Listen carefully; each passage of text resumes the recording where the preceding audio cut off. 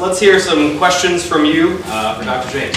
I'd like to hear about when did the Richmond Crusade for Voters take place, and how important do you think that has been to the evolution of African Americans receiving positions of power here in the community? Crusade for Voters was a very, very powerful organization. And that organization was responsible for blacks being elected to city council and other political positions in the area. Who were the founders? I mean, who was involved? William Thornton, Fergie Reed, there's a third one now. And there are three of them. Okay. But they're all passed now. And it's not as strong as it was. But that was a powerful organization. And when they put out that ballot, you could almost put your bottom dollar, those people are going to be elected. Let's go back here and then we'll go next, please. Yes. I have two questions. My first question is more regarding. I can hear. Come on up front. I have two questions. My first question is more of a question about social justice and activism just in general. You spoke a little bit about getting out there, getting your voice heard. And I guess someone from my generation, just something I've noticed in general, people with our age, we kind of have trouble connecting with activists or people who are involved in social justice from your age and from the older generation. I just wonder if you had any advice on maybe how to do that, how to reach out, because we rely a lot on social media, like I found out about this workshop, or whatever you want to call this, on social media. And I know, I'm not sure how much you use social media, but I'm assuming that you So the first question then is particularly how to work across generational divides. So how do folks who are working for social movements, activists from younger generations connect with people from your generation? Any advice you have to be able to do that? Well, if young people could ever get their thinking that just because you have a few years on you, you're not old and foggy and out of date. You have a lot of good sense, a lot of experience, and a lot of wisdom that would help them to reach some of the things that need to make them be successful in life. But so often, young people say, oh, you out of date, you know what you're talking about. There's already back then, no good now. That's not true. That's not true. There's a lot of wisdom coming from these years that people have lived through certain experiences. And if they would only just listen to some of the older people, things would be much better off. And if older people would try and pretend that they're young, explain and appreciate the fact that they have lived through certain experiences.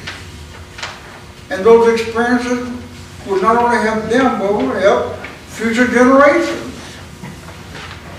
But so often, you take, there's some mothers now, instead of trying to be a mother, they try to be a friend to the daughter or to the son. Be a mother. Father, be a father. Don't try to be a teenager when your teenage years are over. Yeah. And sometimes parents make that mistake. Was there a second part? Second question? It is kind of a Plug? Why don't we come back for a plug? That's good. Yes, sir. Thank you for your sharing.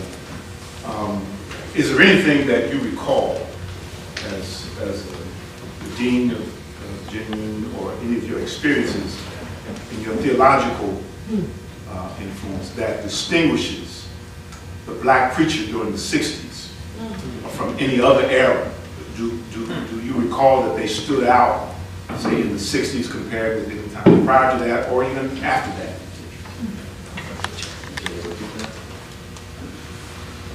Was there anything in particular that distinguished the black preacher in the 1960s compared to decades prior or decades afterward? What was happening during that period that you remember specifically related to the black preacher? Their influence and so forth. Their influence and so forth. Oh, I think people listen. You see, the black church was one of the few free black organizations in the world. And people respected the black church. And the black preacher held a special role in that whole period of operation.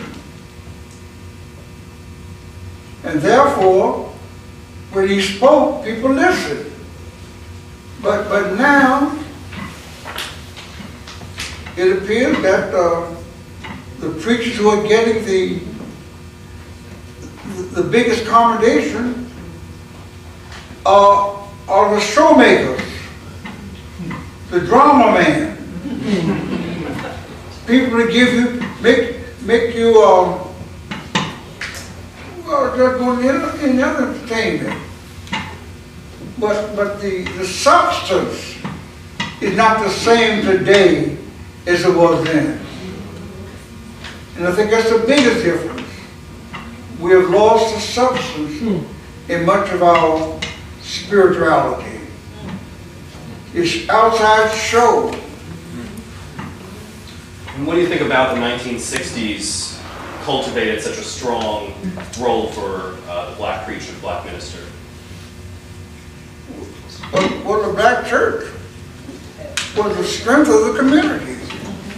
You take the whole Martin Luther King movement was rooted in the black church.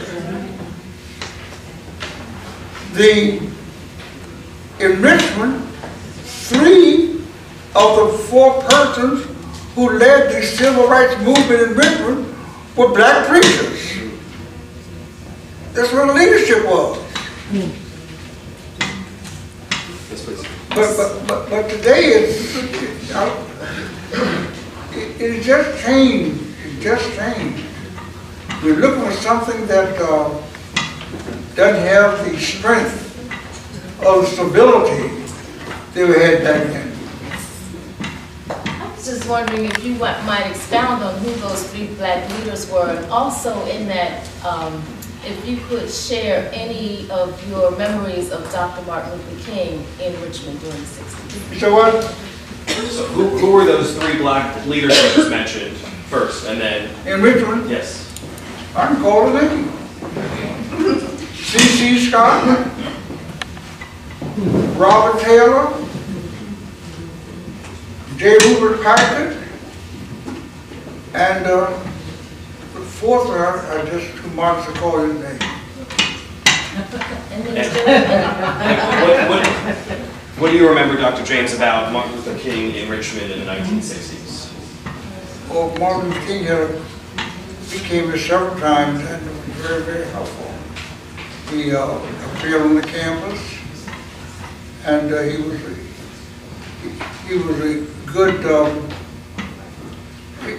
a good advisor, counselor.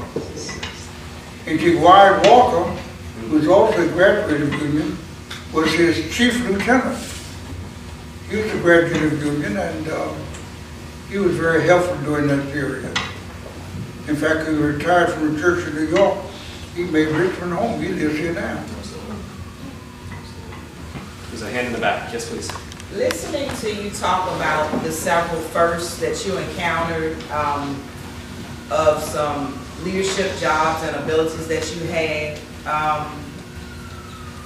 in those groundbreaking eras that you had to overcome and conquer, and I know you talked about character in a person, how do you feel like within so many things that are going on in society from then to now, a person who may have not been identified as a potential leader would move forward in a leadership capacity? Well, first of all, the person has to have the respect of the community. He can't be a fake. He can't be fraudulent. He has to be genuine. And he has to be the kind of person who doesn't mind making sacrifices if necessary. See? And people will soon find out whether or not you are genuine or are you a fake. And so many leaders fail because they're fraudulent. They're in it for what they can get out of it. I'm getting the proverbial time signal from the side. Can we squeeze in one more? Is that one more? Is that okay? Go. We'll do the last question. Yeah, I wonder if you remember Charles Sherrod, Frank Penston. Sherrod went on to lead the Albany movement and become a real significant influence. And they were from he came out of Petersburg too.